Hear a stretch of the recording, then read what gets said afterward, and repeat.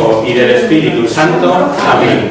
Jesús, luz verdadera que ilumina a todo hombre, luz que llega a este mundo. Nosotros sabemos que tú has venido de Dios, el Padre, para ser nuestro Maestro y que enseñas los caminos de la verdad. Las palabras que oímos de ti son espíritu y son vida, pero que vienes digno de abrir el libro rompiendo el sello, tú solo. Tú que dices cuidar con nosotros y nos compraste para Dios con tu sangre. Danos a conocer los misterios del reino de Dios y las inagotables riquezas de tu corazón. Descúbrenos los tesoros de la sabiduría y de la ciencia de Dios que en ti se ocultan. Haz que tu palabra penetre nuestras almas, guíe cual luz nuestros pasos, ilumine nuestras sendas, hasta que luzca el día y se disipen las tinieblas. Tú que vives y reinas por los siglos de los siglos. Amén. Muy bien. Vamos con nuestro curso de las cartas de San Pablo. Como sabéis, estamos viendo la primera carta a Timoteo. Es una de las llamadas apostólicas, porque pastorales, porque van destinadas a sus pastores. Estas cartas están destinadas a personas y concretamente esta primera de Timoteo, nos quedábamos el otro día leyendo aquello de que doy gracias a aquel que me revistió de fortaleza, si encontré misericordia fue para que en mí primeramente se manifestase Jesucristo en toda su paciencia y sirviera de ejemplo. Él dice que se siente acogido por la misericordia de Dios, sabiendo quién era y sobre todo quién había sido. Es una vez más lo que ha dicho a los corintios y a los gálatas, que vimos en su día. Se excusa con aquello de que él obraba por ignorancia en la persecución de la Iglesia de Cristo. Aunque entre los calificativos que se pone, sobre todo el de insolente, en otras traducciones figura como violento. Y es así, porque hacía alusión a la violencia incontrolada que empleó. Y como sentía una devoción especial por la ley, por la Torá, por la sinagoga, Dios tiene misericordia para con él. Pero pone interés en que comprendan que lo hecho con él por Jesucristo tiene que servir de estímulo para todos los que metemos la pata, para todos los pecadores. Si esto hizo conmigo, llegando a hacer lo que hice, que ningún pecador tenga ninguna reticencia a arrimarse a Jesús, porque para obtener la misericordia, primero, requisito imprescindible es sentirse mísero, para que la misericordia de Dios actúe en nosotros. Fijaros que es una cosa que repite Pedro también en su discurso al pueblo, cuando curó al cojo de la puerta hermosa, dice lo mismo en favor de los judíos, aquello de, cuando matasteis a Jesús, no sabíais lo que estabais haciendo. Como Pablo usa varias veces en estas cartas pastorales la expresión verdadero, es el dicho, parece ser que puede ser un texto repetido, conocido por todos, o un himno o un canto litúrgico, de cualquier forma algo que se usaba ordinariamente en la primera comunidad cristiana. Les ha dicho, entre otras cosas, que él fue blasfemo. Y ahora, tal vez pensando en aquella actitud anterior, le lleva a expresar un cántico de júbilo, de alabanza a la misericordia de Cristo. Vamos a volver a leer el versículo 17 de este capítulo 1. Timoteo 1, 17.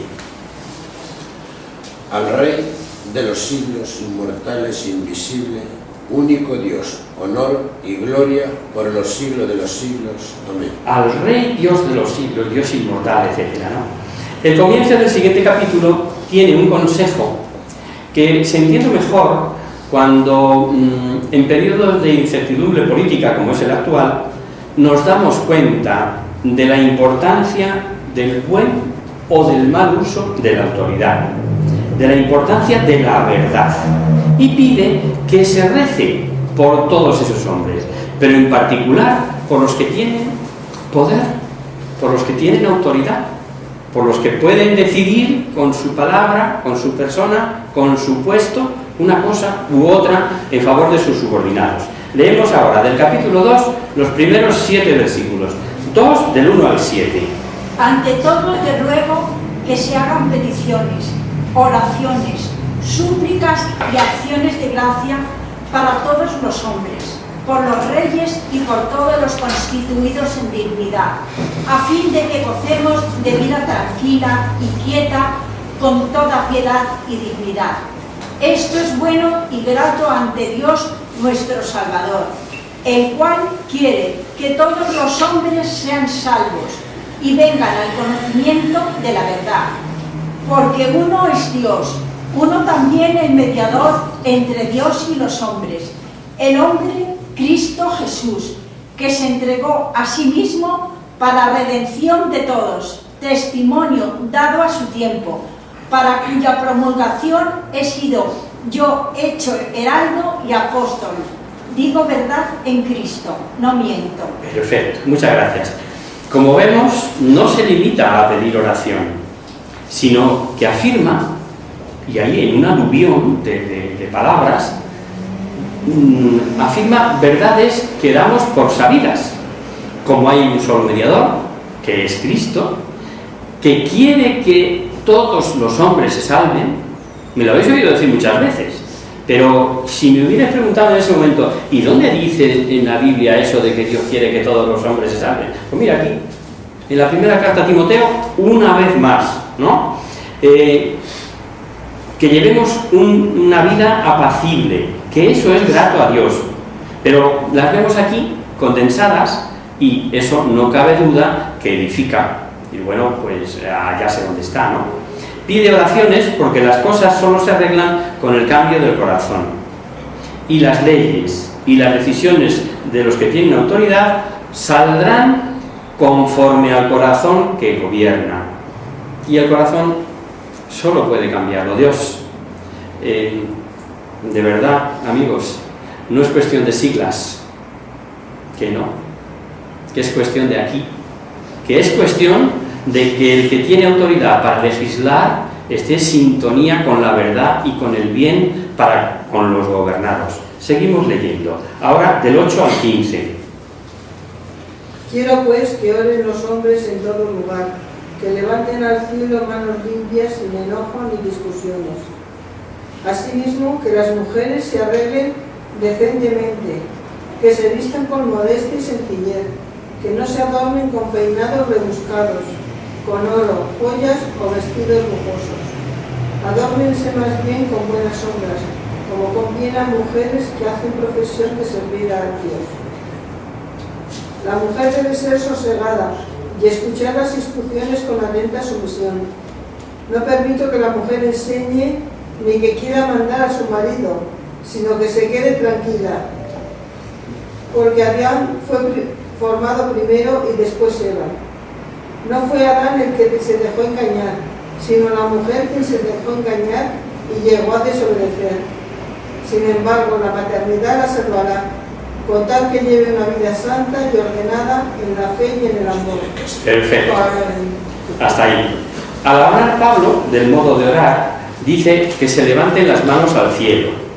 Esa era la costumbre de orar del pueblo judío. También oraban así, no pocos paganos.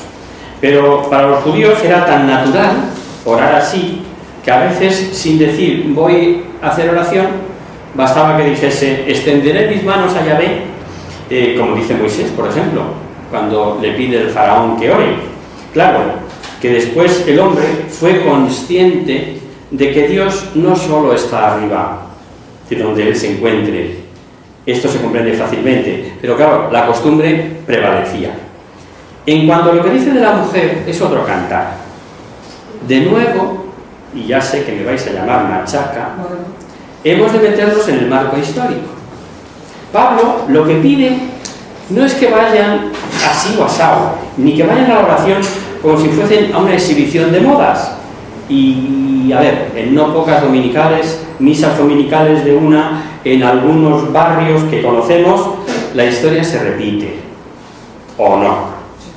Otro cantar es eso de que dejen de dar instrucciones, porque eso corresponde a los hombres, y como para avalar esa idea, habla del orden en la narración del Génesis, donde aparece la prioridad en la creación del hombre, y luego que vino la ocasión de la caída por ella. No es del todo exacto, como sabemos. La caída vino del tentador de fuera. Y si fuéramos a hacer caso literal, sin coger el sentido de la frase, en el término en que Pablo la dicta, tendríamos que decir que el culpable fue Dios. A ver, Adolfo, que está diciendo una blasfemia. No, es que eso es lo que dice Adán. Cuando viene por el paraíso y pregunta que qué pasa, que por qué se guardan, que antes estaban desnudos y no les daba vergüenza, y tal y cual, ¿y qué dice? ¿La mujer que me diste? Hombre, no. Quiero decir, seamos medianamente sensatos, porque a veces nos quedamos agarrados a la literalidad del párrafo y no somos capaces de ampliar la mirada. Ya hablamos en la primera carta a los Corintios, lo vimos también en esta, una argumentación semejante. No es más que reflejar el momento histórico en que escribe. Y aquí la de siempre, de lo que hablamos también largo y tendido, incluso hicimos una aclaración en otro día, de la carta a los Efesios. Ya sabemos que es necesario meterse en cómo se pensaban las cosas, qué palabra tenían, o sea, qué valor tenían esas palabras en esos momentos, que eran normales por y para aquella época concreta. Pero baste saber que la Biblia no puede contradecirse, lo hemos dicho muchas veces, y para ello recordar cualquiera de las muchas citas que hemos visto, por ejemplo en Gálatas: ya no hay judío ni griego, ni esclavo ni libre, ni hombre ni mujer, todos son uno en Cristo, y remacha que todos descendientes de Abraham, todos por igual herederos. ¿Qué pasa? ¿Que arrancamos esas citas? No podemos, hay que armonizarlas, porque el mensaje es uno y único. Por otro lado, la mujer posee virtudes femeninas propias, y San Pablo destaca en particular una, la de la maternidad, con todo lo que entraña de sacrificio. Con independencia de que aquí San Pablo lo tenga en cuenta más como medio de santificación, porque lo es, también tiene validez la cita para salir al paso de los falsos doctores que, como hoy, desgraciadamente, proscribían el matrimonio. Hoy igualmente, y de una manera encarnizada, y en muchos casos ultrapolitizada, se denigra lo que a la mujer le es específico, la maternidad. Algo así como que, bueno, empezaron con lo de, ¿cómo era? Lo de maruja, y ya no han parado. O sea, se empieza a desacreditar, no vas a ser una maruja, oiga, ama de casa, con toda mi autoridad, haciendo las cosas porque quiero, como creo que debo hacerlas, queriendo a mis hijos. ¿Y a eso le llama usted maruja? En plan desprecio. Pues digo, empezaron por ahí y todavía no sabemos dónde llegarán. No cabe duda que el amor maternal es el más cercano al amor de Dios, por ser el amor más puro, menos egoísta. Y además, si esto ha sido importante siempre, hoy lo es mucho más. Basta que regresemos a nuestra infancia. La impronta que deja la madre no se pierde en la vida. Ha sido y es causa de arrepentimiento de muchos pecadores a la hora de la muerte. Por eso San Pablo habla de salvarse por la crianza de los hijos, pero ojo, permaneciendo en la fe, en la caridad y en la santidad. Claro, es que no se trata solo de tener el hijo, no, es que tiene que ir acompañado eso, de fe, caridad y santidad. Y Pablo ahora nos va a hablar de los ministros sagrados. Y otra vez tenemos que coger y meternos en el túnel del tiempo. No nos queda más remedio. Ir al marco histórico. Y también no olvidar lo del significado de la palabra en esa época concreta. Vamos a leer, o empezamos a leer los 7 primeros versículos del capítulo 3. 3 del 1 al 7. He aquí una norma de fiar. Si uno aspira al episcopado, desea una tarea importante, pues el obispo ha de ser intachable, fiel a su mujer, sobrio, modesto, cortés, hospitalario, buen maestro, no bebedor ni pendenciero, sino amable, pacífico, desinteresado. Ha de regir su familia con acierto, manteniendo sumisos a los hijos con toda dignidad, pues si uno no sabe regir la propia familia, ¿cómo se ocupará de la Iglesia de Dios? No sea recién convertido, no se vaya a envanecer y a incurrir en la condena del diablo. Es conveniente tener buena fama entre los de fuera, para que no se desacredite y no lo enrede el diablo. Perfecto, hasta ahí. Lo primero que necesitamos es no olvidar el origen divino de la jerarquía de la Iglesia. Verdad revelada, infinidad de textos bíblicos, que no es el caso ahora. Lo que hemos de analizar es la terminología usada en los tiempos de estas cartas para nosotros, y en la actualidad, o al menos desde el siglo II para acá, como aparece en las cartas de San Ignacio de Antioquía, los términos obispo, presbítero y diácono tienen un sentido preciso. El obispo, único, con plenitud de poderes, preside una determinada parcela de la Iglesia Universal que se llama diócesis. Los presbíteros, muchos, íntimamente asociados a su obispo, le ayudan en su labor pastoral, y los diáconos, al servicio del obispo y de los presbíteros, ayudan a la Iglesia, en toda la Iglesia. Pero en los tiempos de las cartas, muchos teólogos y exegetas opinan que había identidad entre obispo y presbítero, que eran sinónimos, que eran términos iguales. Al menos así lo vemos hasta que llegamos a estas cartas pastorales, donde ya la definición es más clara.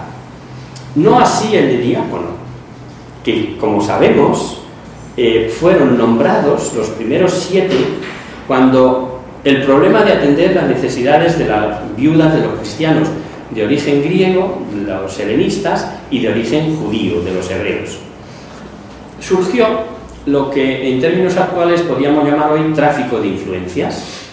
Que si esta viuda la doy, que si esta no, que si esta es mi amiguita, que si aquella no, que esta lo necesita más. Y fue preciso encomendar una tarea específica para servir a las mesas, y hicieron estos nombramientos a los que envían, porque los apóstoles no podían estar descuidando ni la predicación ni la enseñanza. Vamos a recordarlo. Hechos de los Apóstoles 6, del 1 al 6.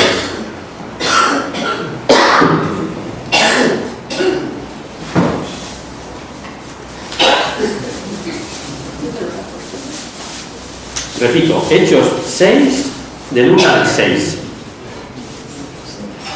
Por aquellos días, Sí. al multiplicarse los discípulos, hubo quejas de los helenistas contra los hebreos, porque sus viudas eran desatendidas en la asistencia cotidiana. Los 12 convocaron la asamblea de los discípulos y dijeron: ¿no parece bien que nosotros abandonemos la palabra de Dios para servir a las mesas? Por tanto, hermanos, buscad de entre vosotros a 7 hombres de buena fama, llenos de espíritu y de sabiduría, y los pondremos al frente de este cargo, mientras que nosotros nos dedicaremos a la oración y al misterio de la palabra. Parecía bien la propuesta a toda la asamblea, y escogieron a Esteban, hombre lleno de fe y de Espíritu Santo, a Felipe, a Prócoro, a Nicanor, a Timón, a Parmenas y a Nicolás, prosélito de Antioquía.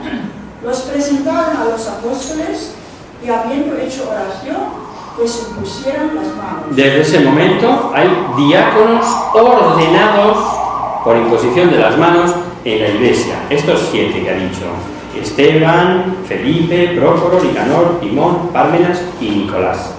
En cuanto a la identidad o este sinónimo referente a lo que podríamos llamar presbíteros obispos, siempre nos queda una duda. ¿Cuál era su dignidad? ¿Episcopal o solo sacerdotal? Y como es cuestión muy debatida y para lo nuestro no nos es de mucha necesidad, dejemos que los técnicos sigan investigando. Ya llevan un montón de años en ello.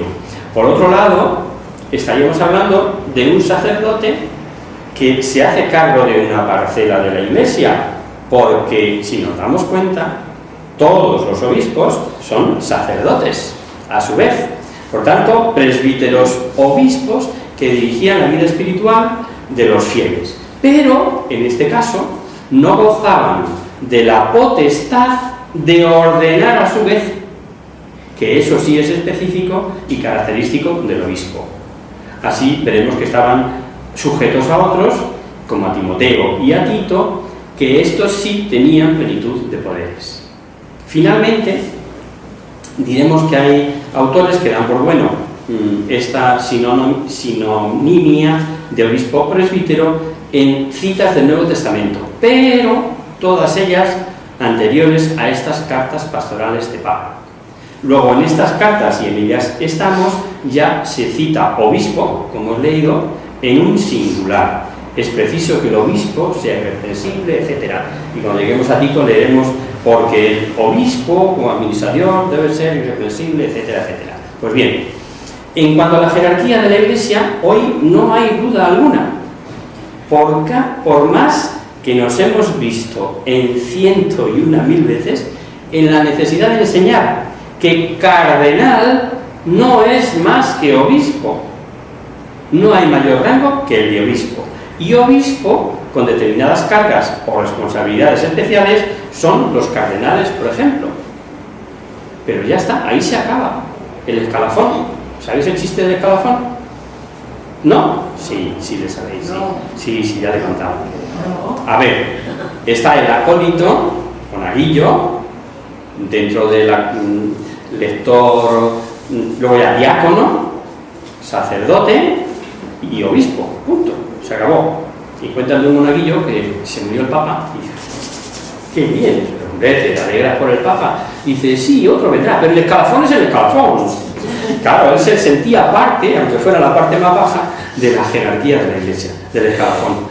¿Qué diferencia hay de monaguillo a acólito?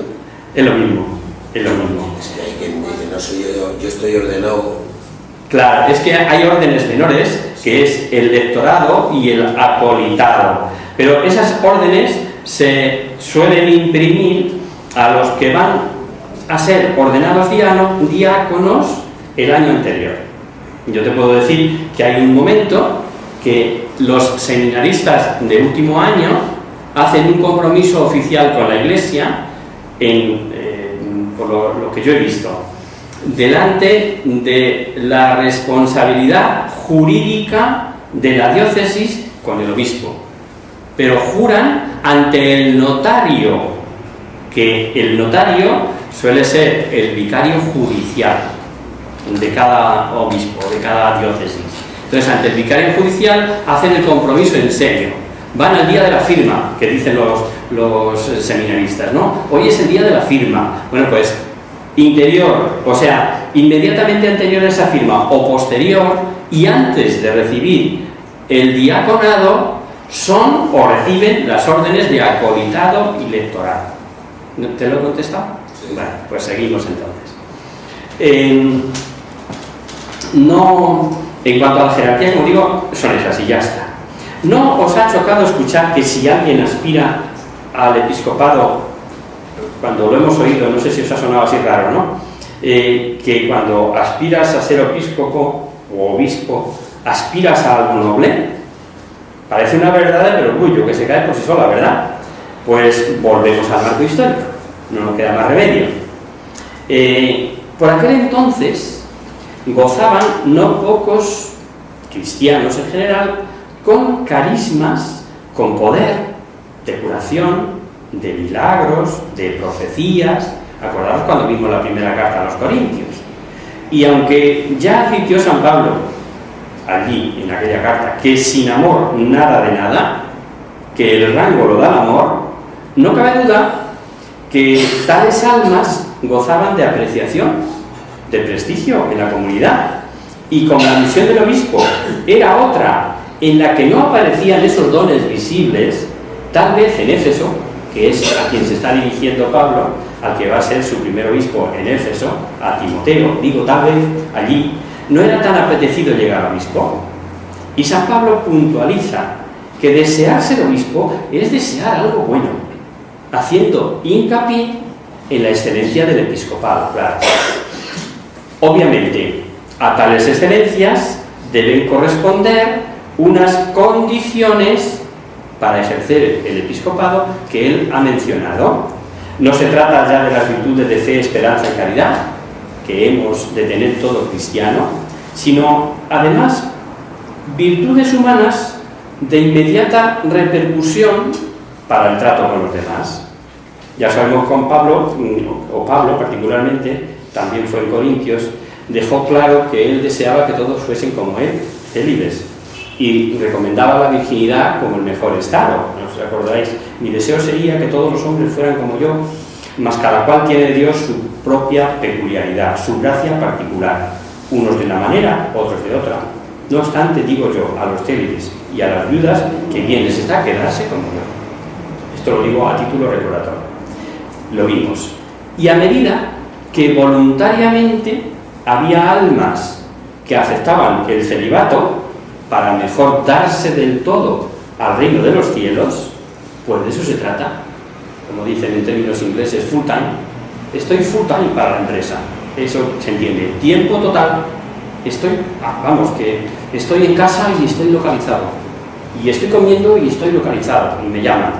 Y ese es una persona que en esa empresa está a tiempo total. Eso es el significado de full time. A tiempo total. Pues para darse al reino de los cielos se dan a tiempo total, sin impedimentos. Pues bien, la Iglesia desde el siglo IV fue, pues no sé dónde se me dio esta hoja,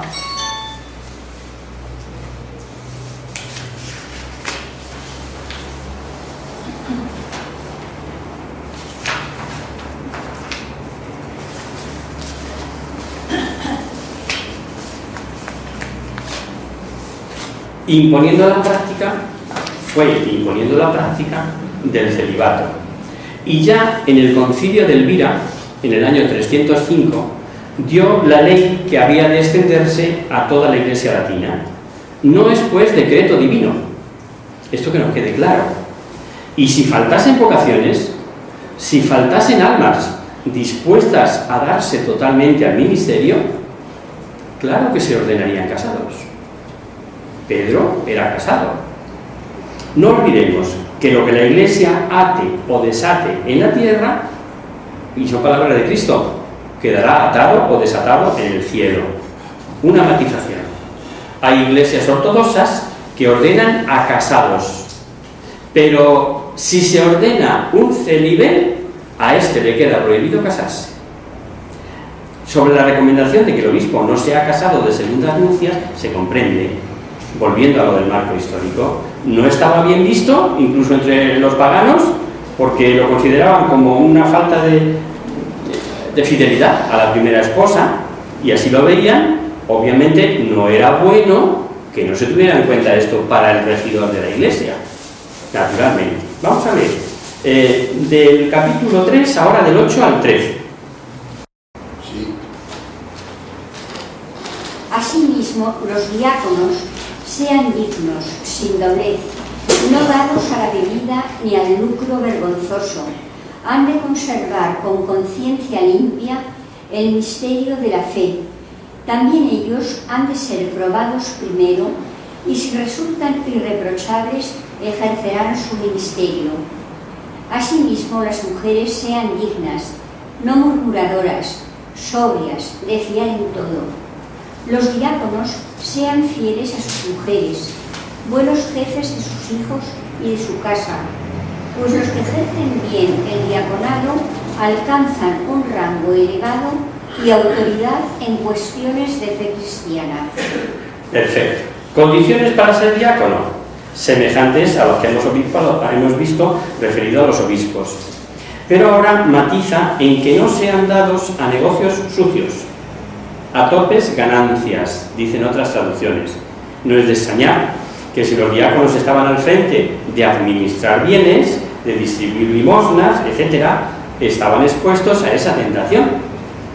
El que ahora vuelva con mujeres, piensan algunos exegetas que se trata de condiciones que han de tener las esposas de los diáconos, las que debían cooperar y para ello gozar de buen nombre, lo conocido de la mujer del César, ¿no? La mujer del César no solo tiene que ser honrada, sino parecerlo, que se vea. Sin embargo, y en esta cita, otros muchos intérpretes piensan, y parece quizá lo más probable, que se refiera a diaconisas.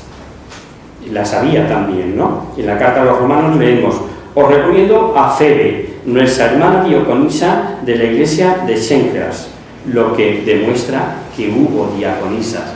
Las había en el momento en que Pablo escribe.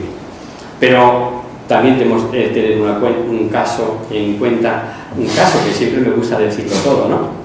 Que aunque el traductor ponga diaconisa, si lo leyéramos en griego, si los que estamos aquí supiéramos griego y lo leyéramos en el original, el vocablo diácono es el mismo para el masculino que para el femenino.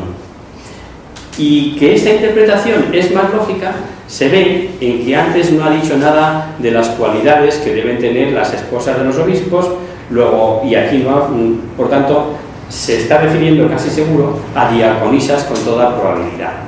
Por supuesto que la misión principal de los primeros diáconos, la de atender necesidades y repartir limosnas, etc., suelen hacerlo mucho mejor las mujeres que los hombres.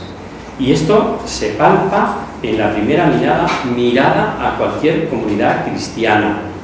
En la Conferencia Episcopal Española, como sabéis, pues al frente de Manos Unidas hay una mujer. Al frente de la oficina de la... no me acuerdo cómo se llama, de los santos, donde se examinan las causas de los santos, es una mujer.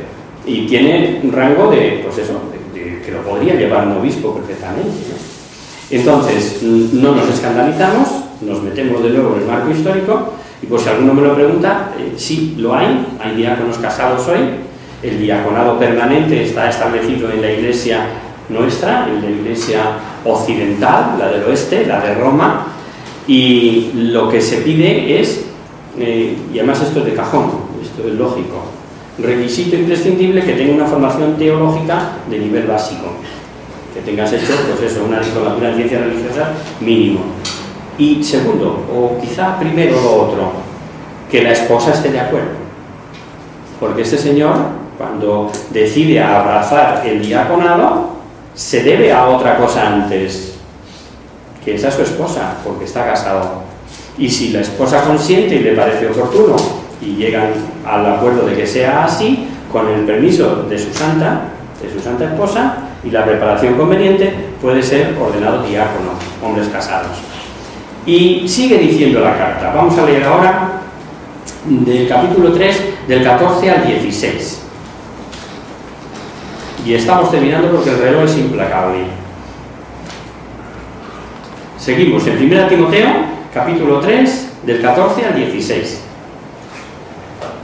Aunque espero ir a verte pronto, te escribo estas cosas, por si tardare, al fin de que sepas cómo has de conducirte en la casa de Dios, que es la iglesia de Dios vivo, columna y fundamento de la verdad, y sin duda alguna es grande el misterio de la piedad, que se ha manifestado en la carne y ha sido justificado por el Espíritu. Se ha mostrado a los ángeles, predicado a las gentes, creído en el mundo y elevado a la gloria. Perfecto. Resalta la grandeza de la iglesia, la casa de Dios, así la llama, que es la iglesia de Dios vivo, y todavía más, columna y fundamento de la verdad.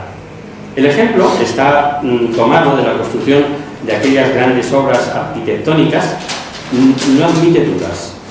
La función de la iglesia es la de ser basamento, la de ser piel, la de ser base de la verdad. La verdad es obra y don de Dios y ha hecho a su Iglesia depositaria y defensora de ella. Por tanto, se conoce que quien se aleja de la Iglesia no está en la verdad. Y San Pablo, haciendo como un resumen de esa verdad que Dios confía a la Iglesia, no solo para custodia, sino para difusión en el mundo, lo llama misterio de piedad.